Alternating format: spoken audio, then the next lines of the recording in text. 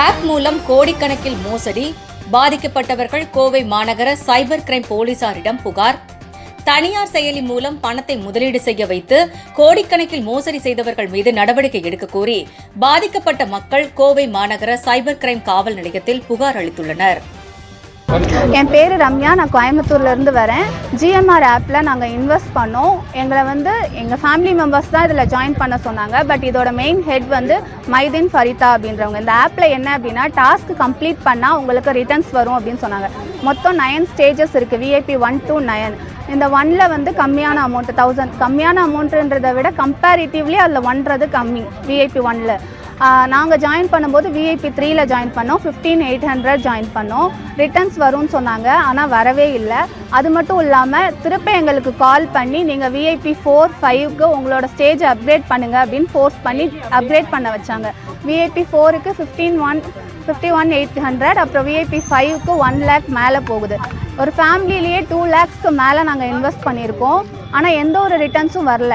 வியாழக்கிழமை ரிட்டர்ன் எடுத்துக்கலாம், வித்ரா பண்ணிக்கலாம் அப்படின்னு சொன்னாங்க. கிட்டத்தட்ட ஒரு 4 வாரமாக வித்ரா கொடுக்கவே இல்லை. கேட்டால் நாங்கள் டெய்லி வித்ராக்காக ப்ராசஸ் பண்ணிகிட்டு இருக்கோம், உங்களுக்கு டெய்லி வித்ரா வரும் அப்படின்னு சொன்னாங்க. ஆனால் டெய்லி வித்ரா அப்போ கேட்குறப்போ நீங்கள் இதுக்கு டேக்ஸ் பே பண்ணுங்கள் அப்படின்னு சொன்னாங்க. இப்போ VIP 5ல் இருக்கிறவங்களுக்கு 25,000 டேக்ஸ் பே பண்ணால் உங்களோட அமௌண்ட்டை நீங்கள் வெளியில் எடுத்துக்கலாம் அப்படின்னு சொன்னாங்க. அது பே பண்ணதுக்கு அப்புறமும் கூட அது உங்கள் அக்கௌண்ட் ஃப்ரீஸ் ஆகிருக்கு, அதனால் திரும்ப ஒரு 1000 பே பண்ணுங்கள், அப்போ தான் உங்கள் அக்கௌண்ட்லேருந்து காசு வெளியே எடுக்க முடியும்னு சொல்லி கடைசி நிமிஷம் அந்த 1000 rupees வரைக்கும் எங்கள்கிட்ட வாங்கினாங்க. ஆனால் இது வரைக்கும் ஒரு ரிட்டர்ன்ஸ் கூட எங்களுக்கு கொடுக்கல.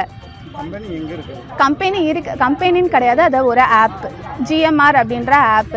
இதோட மெயின் மைதீன் ஃபரிதா அப்படின்றவங்க. அவங்க தான் இதோட அட்மினாக இருந்து வேலை பார்க்குறாங்க. சைபர் கிரைமில் கம்ப்ளைண்ட் பண்ணோம், இப்போவும் கம்ப்ளைண்ட் பண்ணுறதுக்காக தான் வந்திருக்கோம். அதே மாதிரி மைதீன் ஃபரிதாவுக்கு கால் பண்ணி கேட்டாலோ பேசினாலோ ரெஸ்பான்ஸ் பண்ண மாட்டாங்க.